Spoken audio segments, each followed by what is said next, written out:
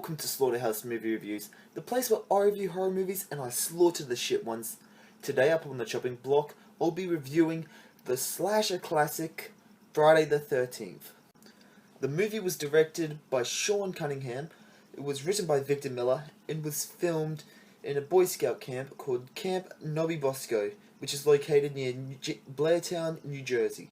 The movie is known for being a movie that changed the slasher subgenre, basically because it implemented blood, awesome kills, gore, and tits. Because, you know, all those awesome things are in horror movies these days. So, the movie basically goes like this. A group of camp counselors rock up to a place to basically set up a camp, and one by one, they're slowly picked off by an unknown killer, with the ending basically revealing the killer. The movie is as straightforward as that.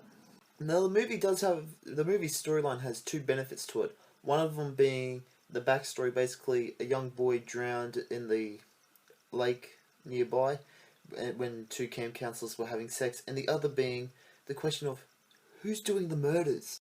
Now, I know it's a basic as hell synopsis of the movie, but I can't really get right into it without spoiling stuff, and well, that is basically the movie. It's a typical slasher movie, basically because Victor Miller, when he was writing it, he literally watched Halloween, deconstructed the plot, and was like, sweet, I'm going to base my movie off of that. That's literally how he did it. He's even said it in many interviews. Now, something that worked well with the plot, like I said before, was the whole you not knowing who the killer is and you wanting to guess what it is. But you can tell that Sean Cunningham really wanted to make the audience really guess who was doing the killings. Like, the whole time you're watching it, you're like, maybe he's the killer. No, maybe she's the killer. That person's got the same car as the killer, but that person's wearing a yellow rain jacket like the killer.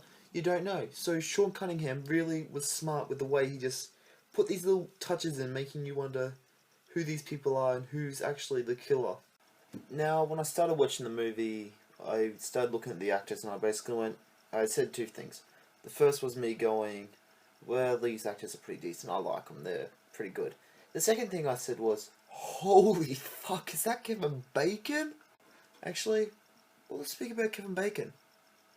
Put him in the mood to, well, let's dance.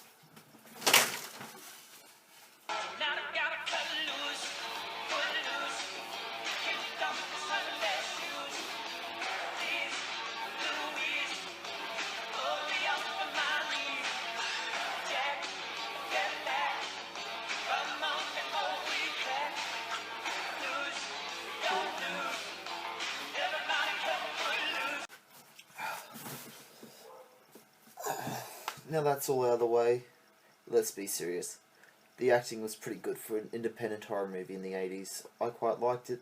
The actors conveyed dread when they needed to convey dread, and well, it just made the moment perfect. I loved it.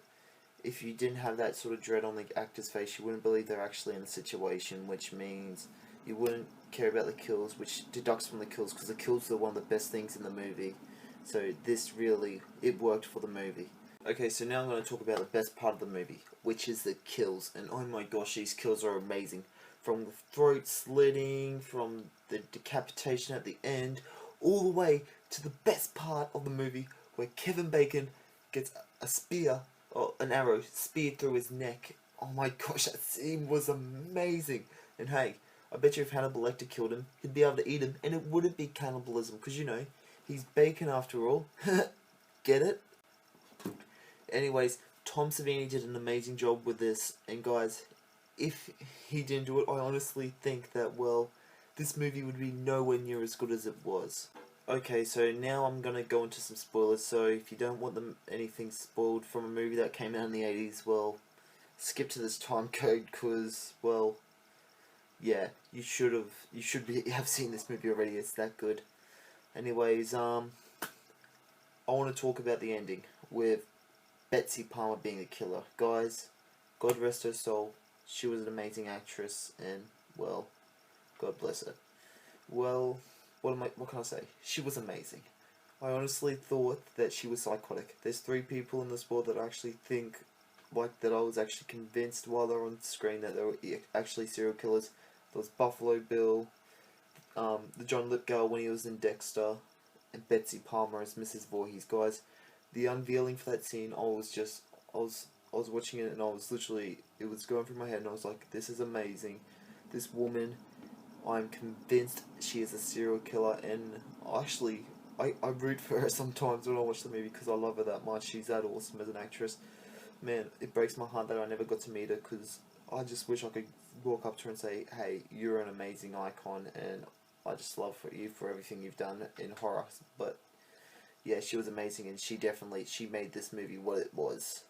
Well, she was one of many parts, but without her, I can't think of anyone else. I actually sometimes, because I thought if they did it, sometimes I think about if they did an actual remake to this movie, not just a Jason movie, but if they remade this movie, who could they get to play Mrs. Voorhees? And she's always the one person, like everyone else I can go, oh, this person, this person. This is the one girl that I go, I have no idea who I could cast as her. She's the definitive Mrs. Voorhees. Now I have to thank Tom Savini for some stuff, because guys, he actually had a major role in this movie. During the end scene, you know how there's just basically her chilling on the canoe, then Jason jumps up and pulls her into the water? Well, that wasn't originally in the script. Tom Savini said, I reckon we should do a jump scare in this movie, basically just one final jump scare to end the movie with a bang. And well, they're like, who are we going to use? They said, bring in Jason. So basically, without Tom, we would never have got these sequels. We would have been like, oh, where was Jason, like, who, so what? And then they wouldn't have had the sequel. It would just be a single standalone movie. There'd be no sequels to it. So with all that being said, guys, this movie is amazing. One of the best horror movies of all time. So I'm going to give it 8 out of 10 stars. Okay guys, so now I want to thank 3 people, seeing as I'm at the end of the review. I want to thank Joey Cage, Eric Harrison from Def Twitch, and Patrick Slattery from Horror Movie Review Guy. The last 2, Eric and Pat, those 2 have both been really great guys to me. They've given me advice on how to make my horror reviews, just basically set me up and encouraged me when I needed encouragement. They're good guys. I really want to thank them for taking the time basically to talk to me, because those 2 are 2 of the 3 dudes who actually inspired me to make movie reviews. Well, yeah, those are 2 of my 3 favorite critics on YouTube, and guys, I can't thank you enough. Anyways, the final one, the first one, which was Joey Cage. This at the start of my video, he's basically a big horror fan, and him and I were talking on Facebook. He's an American dude. He's a great guitarist, and he was like, "What are you doing?" And I basically told him that I was trying to make an introduction to my videos, and he basically went, "Here, I wrote this," and basically gave it to me and took the time basically to make this awesome intro for me, which I can't thank him enough for. That intro, it meant a lot that he would do it for free. Without me even asking, he just went, "Here, take this." And you're a legend, dude. I'm putting a link to all 3 of those guys. Check out Joey, give him a sub. He's a great guitarist, and man, he is amazing, guys. He's got a gift. So if you guys want to see more horror content or more reviews from me in the future, please hit that big subscribe button. Give me a thumbs up if you liked it. I'll see you next time. I'm the Slaughter Master. I review horror movies, and I slaughter the shit ones.